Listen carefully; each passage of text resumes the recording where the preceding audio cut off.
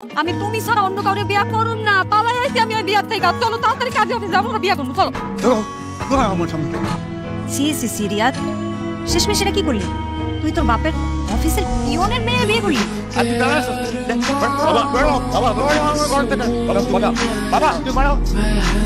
বাবা আমিও কি চলে যাবো? ছেলেকে যখন ত্যায্য করছি বৌদি কি করবে?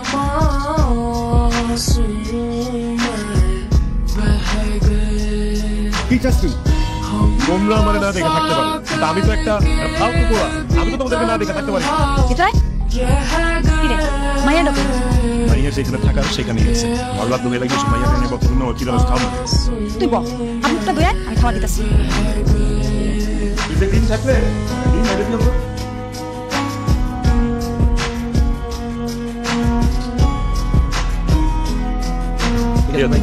আসি দাদা, ঠিক আছে।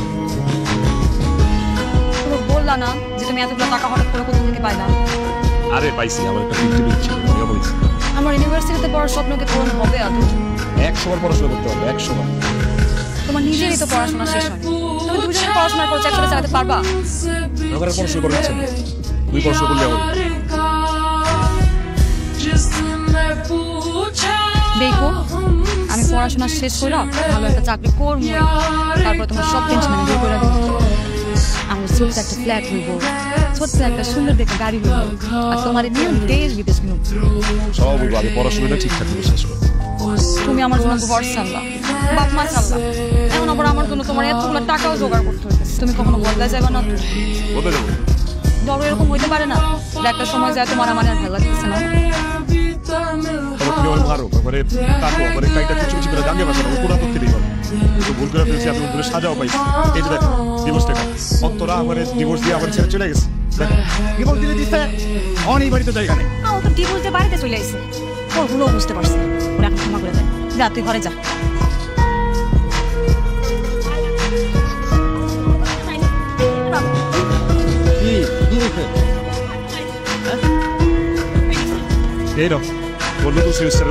থ্যাংক ইউ জান।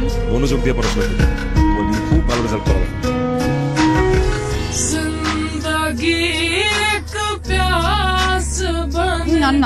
আরে বাবা বেশি বেশি খাইতে হবে, পরীক্ষা না, যত খাবা তত ব্রেন খুলবে। ডিস্টার্ব করো না তো পড়ার সময়। আর প্রত্যেকদিন এক খাবার খেতে ভালো লাগে? তোমার কতবার আমি বলছি যে তুমি একটু মাছ মাংস কিনে নিয়ে আসো, আমার কোনো কথা তোমার কানে ঢুকে। মানে চলো মানে আমি মানে চলি না।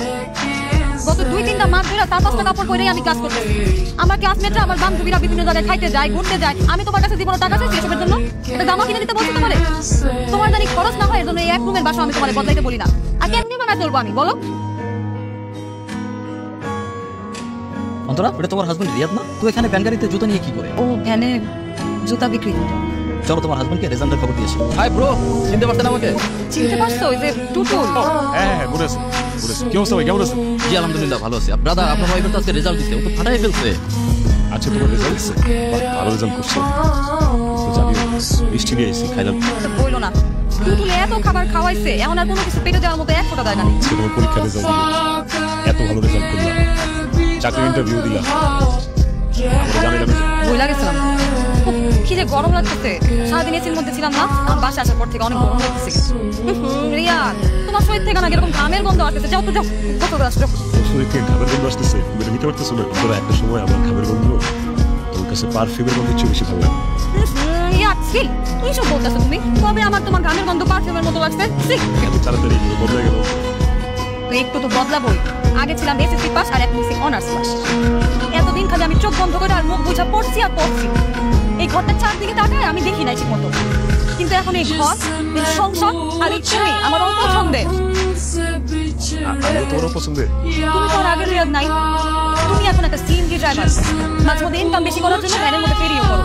দেখো এরপর আমি ইনকাম করবো আর তুমি বৈশা বৈশা খাবা, তাই না? চাকরি করবো একটা ফার্স্ট ক্লাস অফিসে, এসি রুমের মধ্যে বৈশা, আর বাসায় এসে সংসার করবো। সময় বদলায়, চিন্তা ভাবনা বদলায়। যাও তো যাও।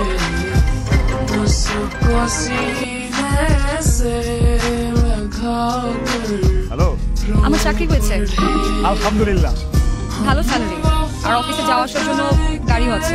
আলহামদুলিল্লাহ আলহামদুলিল্লাহ। প্রথমে তোমাকেই জানালাম, পরে তো আবার বলবা যে আমি তোমাকে কিছুই জানি না। খুবই খুশি হয়েছি অন্তরা, খুবই খুশি হয়েছি। যাক আল্লাহ বাঁচাইলে আমাদের কষ্টের দিন শেষ, আমাদের দুঃখের দিন শেষ।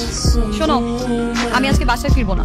কেন খুঁজে বা ওই যে আমার ক্লাসমেটরা আমাকে বলেছে যে ওদেরকে ট্রিট দিতে হবে, তো আমরা 7-8 জন মিলে খেয়ে চলে যাচ্ছি। আজকে তাহলে আইবা না? মানে ওই লাগেজ মাগেজ কাপড় চোপড় এগুলো নিতে আইবা না? আমি লাগেজ নিয়ে বের হয়েছি। আচ্ছা রাখি, হ্যাঁ? আর শোনো, আমাকে যদি ফোনে না পাও তাহলে তুমি টেনশন করো না, আমি যেখানে যাচ্ছি ওখানে 1-2 মিনিট পর থেকে। আচ্ছা আচ্ছা শুনো, হ্যাঁ হ্যাঁ রিয়াদ, আমার কিছুই করার নেই। আমি অনেক চিন্তা ভাবনা করে তারপরে সিদ্ধান্ত নিয়েছি। সময়ের সাথে সাথে অবস্থানের পরিবর্তন হলে মানুষের আগের অবস্থানে ফিরে যেতে পারে না। ধরো তুমি একসময় বেড়াবার দিনের ঘরে থাকো, তারপর যখন ফ্ল্যাটে থাকা শুরু করবা তখন নিশ্চয়ই তুমি আর দিনের ঘরে ফিরে যেতে চাবা না, অথবা পারবা না। তোমার সাথে বাকি জীবন কাটানো আমার পক্ষে সম্ভব না। দুটোর সাথে আমার বিয়ে হবে, সব ঠিক না। প্লিজ তুমি কোনোভাবেই আমার জীবনের আশেপাশে আর আইসো না। তুমি সুখে থাকো, শান্তিতে থাকো, ভালো থাকো, এটা আমার সবসময় চাও। আর হ্যাঁ, তুমি এখন পর্যন্ত আমার জন্য যা যা করছো সেজন্য ধন্যবাদ অন্তরা। তুমি কখনো বদলা যাবে না তো? বদলে যাবো। ধরো এরকম হইতে পারে না যে একটা সময় যায় তোমার আমার আর ভালো লাগতেছে না। আমার আর পড়াশোনা করার ইচ্ছা নেই, তুই পড়াশোনা করলি আমার।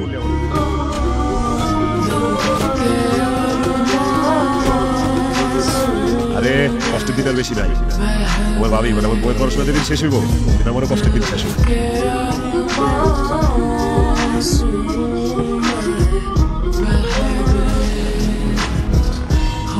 সাবিত ভাই, সাবিত ভাই, তোমার তো আমি বুঝতেছি না। আরে কে যাবে, কেন যাবে? যাবে তো আমার 20 টাকা দিয়ে দেবো। 20 টাকা 20 টাকা তুই কি করবি? আমি একটা চা খাবো।